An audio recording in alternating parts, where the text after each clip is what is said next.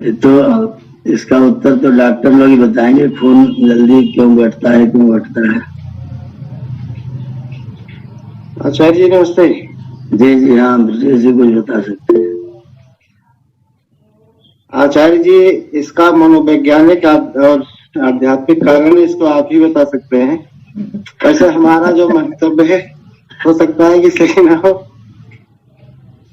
दरअसल इसमें फीलिंग्स जुड़ी होती है आचार्य जी। जब हम दान करते हैं तो जो फीलिंग्स होती है, और जब हमें शारीरिक कष्ट होता है, हमारे शरीर से ब्लड निकल गया है, तो वो जो फीलिंग्स होती है अलग अलग होती है, और मन से ही सब कुछ होता है। तो मन में जो फीलिंग्स आती है उसके अनुसार हमें लगता है कि ब्लड का जो हो जाता है उसकी पूर्णता हो जाती है। और जब चोट वोट लगती है तो बेहिसाब से ब्लड निकल जाता है, कभी कभी बहुत ज्यादा निकल जाता है। और जब ब्लड डोनेट होता है तो एक निश्चित मात्रा ही ले जाती है, उससे ज्यादा नहीं ले सकते। अच्छा, इसमें ये भी देखना पड़ेगा, ये भी परीक्षण की चीज है, हमने इसका परीक्षण नहीं किया है। जैसे हम एक बार में 300 ml खून एक बार में 1 यूनिट में लोग लेते हैं, तो जो हमारा रक्त बह जाता है वो कई बार उससे कम भी होता है, कई बार उससे ज्यादा भी हो सकता है। और ये भी देखना है कि जो हम जैसे ब्लड डोनेट करते हैं या फिर हमारा ब्लड निकल जाता है, तो दोनों स्थितियों में ब्लड बराबर बन जाता है कि हमें एनर्जी, शक्ति वो महसूस हो जाती है कि हमारा मामला पूरा हो गया है। ये भी देखना पड़ेगा कि शरीर में कितना रक्त था, कितना निकला, तो कितनी जल्दी से बन गया। ये भी अभी परीक्षण की चीज है, इसलिए मैं इसमें असमंजस में हूँ। ये बात बिल्कुल ठीक है कि हम क्योंकि दान कर रहे हैं और एक बार हमारा निकल जा रहा है, खर्च हो जा रहा है, तो जब हमारा खर्च हो जाए, यूं ही निकल जाता है, तो हम थोड़े नकारात्मक भाव में होते हैं। जब दान करते हैं तो सकारात्मक भाव में होते हैं, और जब सकारात्मक भाव में होते हैं तो हमारे जो ग्लैंड्स हैं, जो हमारे शरीर के स्नायु तंत्र हैं, वो ज्यादा जल्दी से क्रिएशन करते हैं, ज्यादा जल्दी से निर्माण का कार्य करते हैं। अगर हम सकारात्मक होते हैं, पॉजिटिव होते हैं, हमारी सोच सकारात्मक होती है, तो जो हमारे शरीर के जो तंत्र है, स्नायु तंत्र, वो ज्यादा तेजी से, ज्यादा अच्छे तरीके से कार्य करते हैं। और जब हम नकारात्मक होते हैं तो हमारे वो तंत्र भी नकारात्मक स्थिति में होते हैं और वो क्रियाशील कम होते हैं, कम कार्य करते हैं। तो हम दान कर रहे हैं तो हमारे अंदर उत्साह होता है, ऊर्जा होती है कि हाँ मैं दान कर रहा हूँ, तो सकारात्मकता शरीर में होती है। इस कारण से शीघ्र उसकी पूर्ति होती होगी, निश्चित तौर पर उसका प्रभाव अवश्य रहता होगा। क्योंकि वैज्ञानिकों ने खोजा हुआ है कि जब हम लोग सकारात्मक होते हैं तो हमारे शरीर में डेल्टा नाम की किरणें पैदा होती हैं, रेजेस पैदा होती हैं, और वो किरणें हमारे शरीर को अधिक शक्ति, अधिक सामर्थ्य और अधिक इम्यून प्रदान करती हैं, सुरक्षा तंत्र को ज्यादा अच्छा कार्य करने में वो समर्थ करती हैं। तो सकारात्मकता जीवन में ब्लड को बढ़ाने में सहयोगी है, भोजन पाचन में भी सहयोगी है, रस के निर्माण में भी सहयोगी है। और जब सकारात्मक है तो रस का निर्माण ठीक होगा, तो रक्त का निर्माण भी ठीक होगा। तो इसका प्रभाव अवश्य होता होगा। लेकिन ये परीक्षण की चीज है कि जितना खून मेरा निकला उतना ही जल्दी से बन जाता है, या फिर जो बह करके निकल गया, खराब हो गया, चोट में निकल गया, वो उतना बन पाता है कि नहीं। तो मात्रा के दृष्टिकोण तो परीक्षण की चीज है, लेकिन क्रिएशन, शक्ति, ऊर्जा की अनुभूति वो हमारे उत्साह, आनंद, उमंग और सकारात्मकता के कारण से होती है। और निश्चित जो ब्रजेश जी ने कहा कि मन के ऊपर निर्भर होता है, तो अगर हम मन से सकारात्मक सोच रहे हैं कि नहीं मैं तो दान कर रहा हूँ, तो हमारे शरीर की प्रक्रिया उसको और ज्यादा तेजी से तैयार कर देती है। मैंने एक पेड़ लगाने वाले व्यक्ति से बातचीत किया तो उसने बड़ी विचित्र बात समझाई। उसने उस समय टमाटर गोभी के पौधे ले रहा था, तो उसने कहा कि इनको एक साथ में ज्यादा पानी मत दीजिएगा। मैंने कहा इससे क्या होगा? तो बोले जब आप इनको थोड़ा थोड़ा पानी पिलाएंगे, थोड़ा थोड़ा पानी, केवल एक एक कुल्ला पानी अगर आप इनको देंगे, तो इनकी जो रूट्स होती हैं वो ज्यादा तेजी से बढ़ती हैं। मैंने कहा कारण क्या है? तो बोले कि उनके अंदर जीवनी शक्ति है। तो मुझे खेतिहर व्यक्ति बता रहा है उनके अंदर जीवनी शक्ति है, और जीवनी शक्ति संघर्ष की स्थिति में ज्यादा तेजी से कार्य करती है। जब उनको पानी कम मिलेगा तो ज्यादा पानी प्राप्त करने की कोशिश करेंगे, ज्यादा पानी प्राप्त करने की कोशिश करेंगे तो रूट्स ज्यादा फेंकेंगे, रूट से ज्यादा फेंकेंगे तो जल्दी से जड़ पकड़ लेंगे, जल्दी से लग जाएंगे। इसलिए इनको एक साथ ज्यादा पानी मत दीजिए, थोड़ा थोड़ा पानी दीजिए। तो जब हम कुछ प्राप्त करने की चेष्टा करते हैं, तब हम संघर्ष की स्थिति में होते हैं और उस समय शरीर ज्यादा क्रियाशील होता है, ज्यादा अच्छे तरीके से कार्य करता है। तो निश्चित तौर पर मैंने दिया है तो उसकी प्राप्ति के लिए मेरा शरीर ज्यादा तेजी से काम करेगा और जब मैं भोजन करता हूँ उसका रस रक्त ज्यादा तेजी से बनेगा। तो बिल्कुल इसका फर्क अवश्य पड़ता होगा। फिर भी मैं इसको चिकित्सक लोगों से परीक्षित करके ही कहना चाहूंगा। लेकिन मानसिक स्तर का, हमारी सकारात्मकता का प्रभाव हमारे खून के ठीक होने में और मात्रा में बनने में और क्रियाशील होने में, हमारी एनर्जी देने में वो निश्चित तौर पर प्रभावकारी होता ही है। जी बहन जी, जो कथाएं हैं हमारी, जो कहानियां हैं, उनमें मैटर ज्यादा पढ़ना पड़ता है और सारांश कम होता है। तो सारांश तो हमारा समय अधिक खर्च होता है और समय अधिक खर्च करके लाभ हमको कम मिलता है, तत्व कम मिलता है। और जो वेद है, दर्शन है, शास्त्र है, इनको पढ़ेंगे तो इनमें तत्व के अतिरिक्त और कुछ होता ही नहीं। उसमें जो कुछ मिलता है सब तत्व की बात मिलती है। आप इसका एक वाक्य पढ़ेंगे शास्त्र का तो उतने में भी आपका स्वाध्याय हो गया।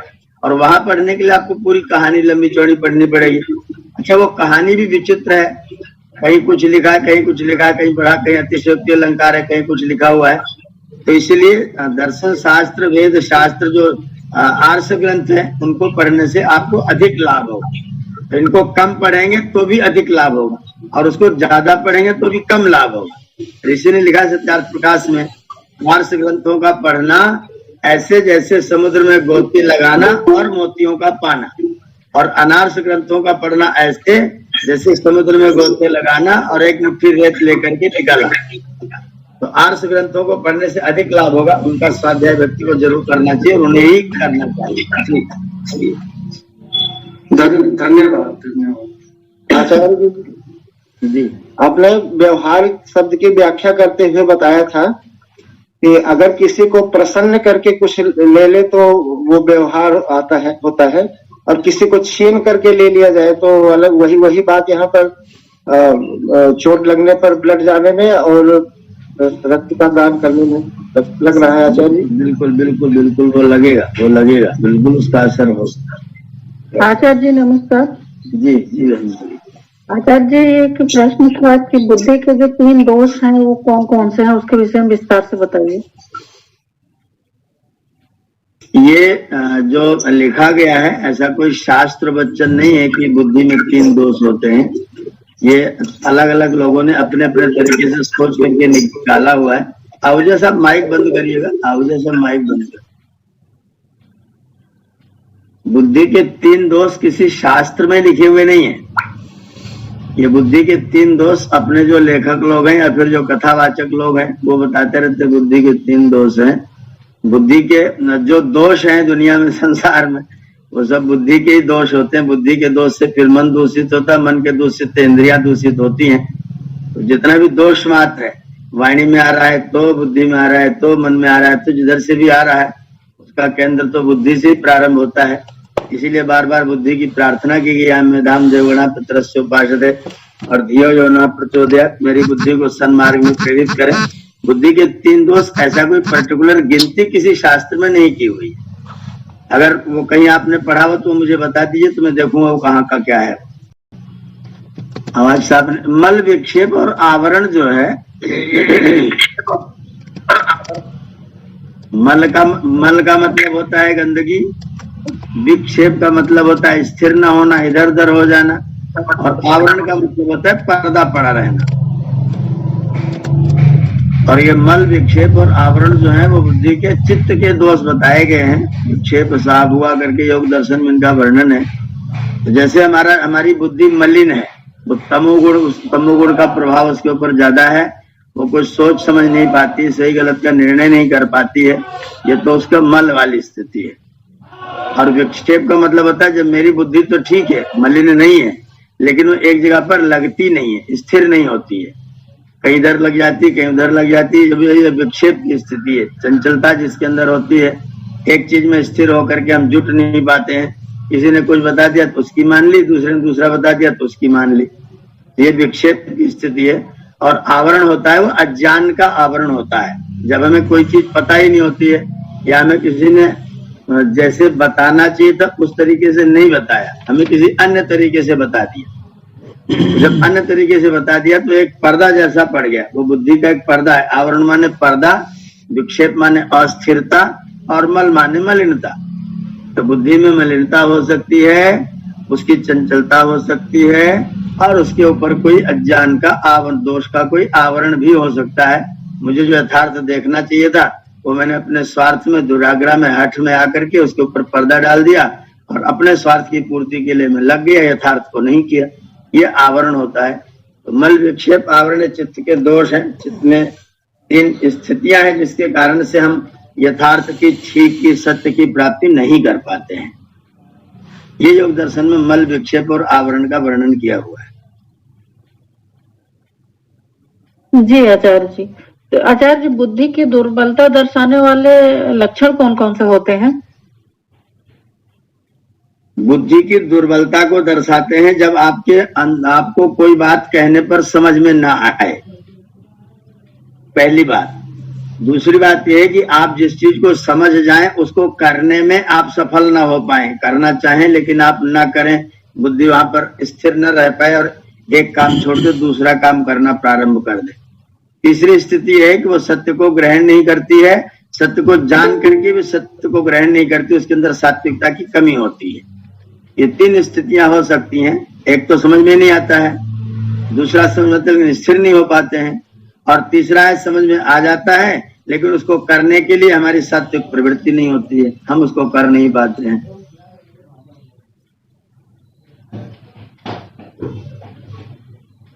जी आचार्य, समझ में आ गया।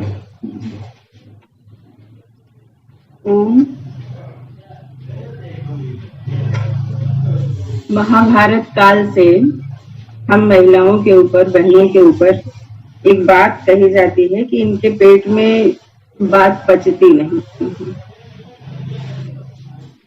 क्योंकि ये माता कुंती से ये होके आया है कि उन्होंने कर्ण को नहीं बताया कि तुम मेरे ही पुत्र हो। तो उन्होंने बताया, ऐसा बताया जाता है कि श्राप दे दिया था कि आज से महिलाओं के पेट में कोई ऐसी बातें जो रहस्यमय बचेंगी नहीं। तो क्या ये अफवाह है या मतलब उसी समय से ऐसा कोई श्राप हमें मिला हुआ है या जो है बस ऐसे ही समाज हमें कहता आ रहा है? इसमें पहली बात यह है कि आपका अनुभव क्या कहता है, आपके पेट में पचता है कि नहीं पचता है? नहीं, मैं तो कोशिश करती हूँ पचाने की। ये जो कहानी महाभारत से जोड़ के सुनाई जाती है उसका कोई यथार्थ नहीं है, उसमें कोई तथ्य तर्क नहीं है। मैं आपको शाप दूं और आपकी 1000 पीढ़ी के बाद वही शाप लागू रहे, ऐसा किसी कर्म का फल नहीं होता है, ये कोई मतलब नहीं होता है। माताएं, महिलाएं जो हैं वो स्वभाव से वात्सल्य और भावुकता से युक्त होती, भावुक होती हैं। वो तो अपनी भावुकता के कारण से किसी बात को ज्यादा देर तक छिपा के नहीं रख पाती, उसको बताने लग जाती हैं, कह देती हैं वो। और ये जो शाप वाप का तो कोई मतलब ही नहीं, उसमें उनका भावुकता ही उनका कारण है। और ये सबकी अनुभूतियां भी एक जैसी नहीं है, सबकी अनुभूतियां अलग अलग है। कुछ लोग ऐसे होते हैं जिनके पेट में नहीं पचता है, और कुछ लोग ऐसे होते हैं कि पुरुष भी ऐसे होते हैं, ऐसे पुरुष होते हैं जो दिन भर यही दूसरों का ही पचाते सुनाते रहते हैं। तो ये कोई नियम नहीं कि महिलाओं को ही नहीं पचता है, पुरुष भी ऐसे होते हैं जिनके नहीं पचता है। दोष महिलाओं पर ही क्यों लगाया, इनके पचती नहीं, बताना चाहिए। नहीं, ये गलत दोष है। मैं इस दोष का निराकरण करता हूँ और मैं इस दोष को मानता नहीं हूँ। ये दोष किसी व्यक्ति में भी हो सकता है, पुरुषों में भी होता है, महिलाओं में भी होता है, किसी में भी हो सकता है। हमारा छोटा बेटा आया, खा के आया था खीर, और दावत में खूब खीर खाया, और खीर खाने के बाद में यहाँ घर में आया तो दंड लगाने लग गया।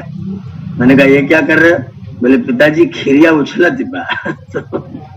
तो उसके पेट में खीर उछलती रहती है।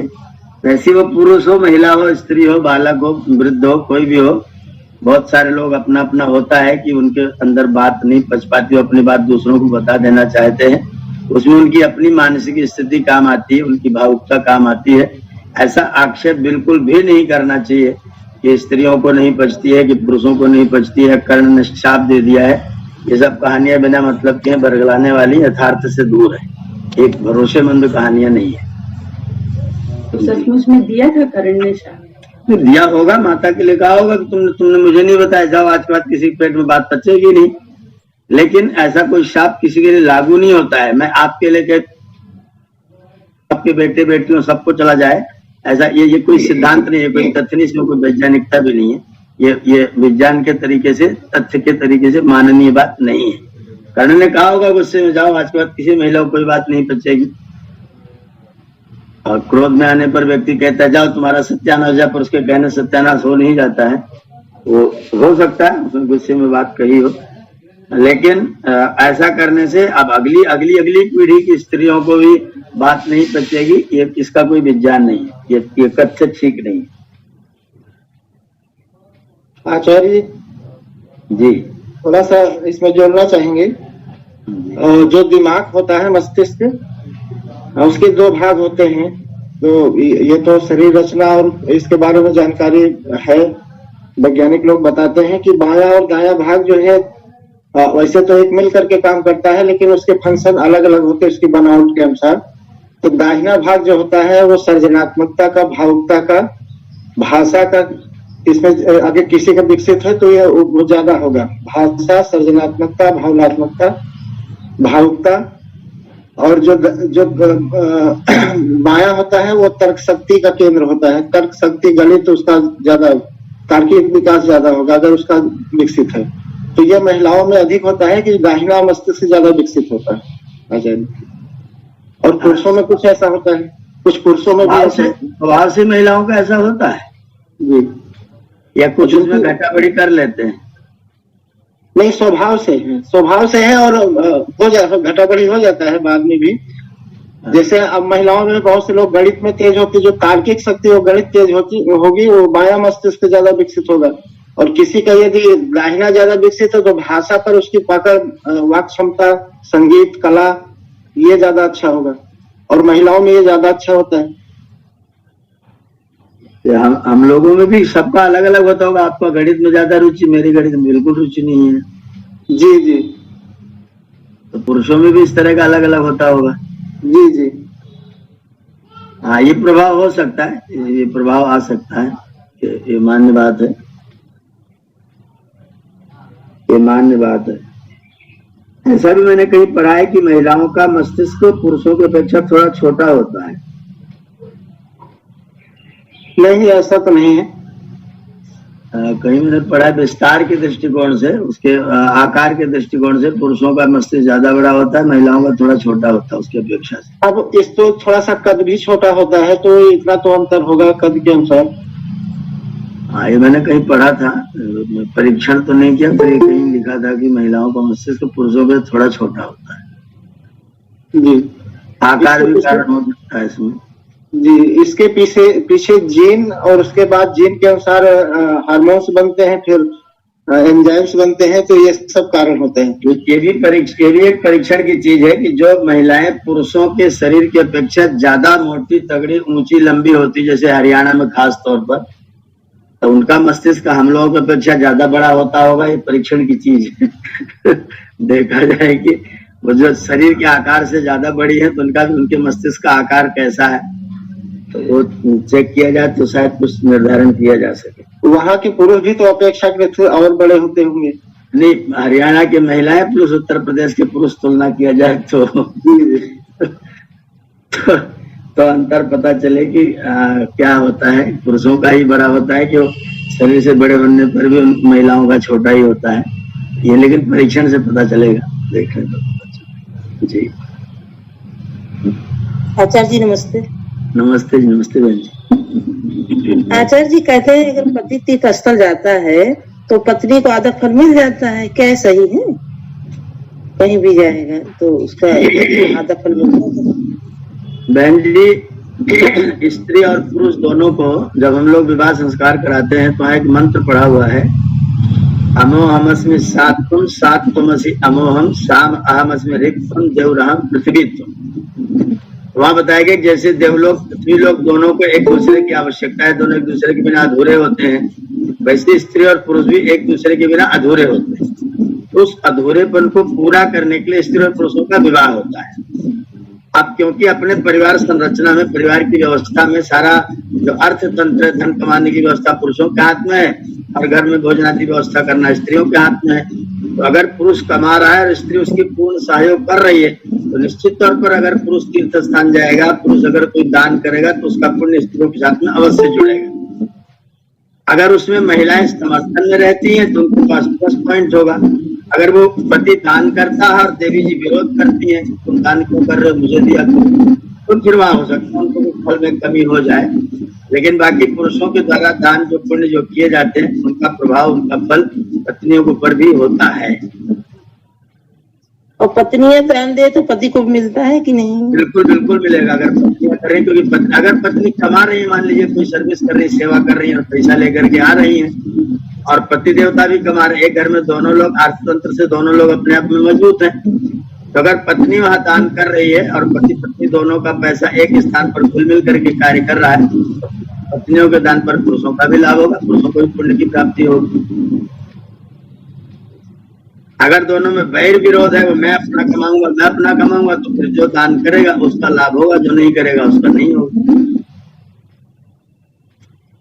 समर्पण और समर्थन मायने रखेगा इसमें। अगर समर्पण और समर्थन नहीं है तो फिर वो लाभ उठाने से वंचित रह सकते हैं।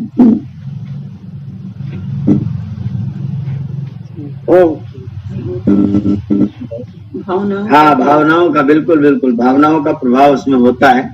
अगर हमारा समर्पण और समर्थन एक दूसरे के प्रति है तो कोई भी जो कुछ करेगा उसके कर्म का परिणाम और प्रभाव उसको अतिरिक्त रूप से अवश्य प्राप्त होगा। इस तरीके से हम किसी दूसरे रिश्ते में भी जोड़े, जैसे भाई के साथ ऐसा हम करते हैं। दूसरे रिश्तों में अधूरापन, दूसरे रिश्ते में अधूरापन नहीं है। स्त्री और पुरुष का जो रिश्ता है वो आधा आधा रिश्ता है, भाई भाई में वो चीज नहीं है। पिता पुत्र में कुछ है, माता पुत्र में कुछ है, लेकिन पति पत्नी में सर्वाधिक है, सबसे अधिक है।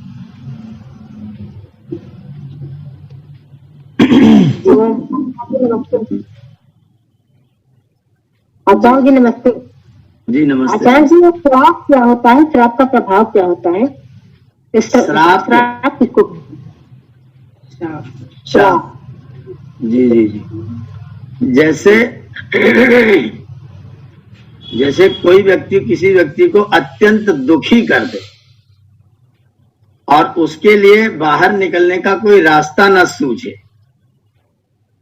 जैसे किसी ने घर में आग लगा दिया और बाहर से दरवाजा बंद कर दिया, अब उसे भागने का भी अवसर नहीं दिया, तो जो व्यक्ति इस तरह के दुख में फंसेगा उसके हृदय से, उसके अंतःकरण से एक हाय निकलेगी।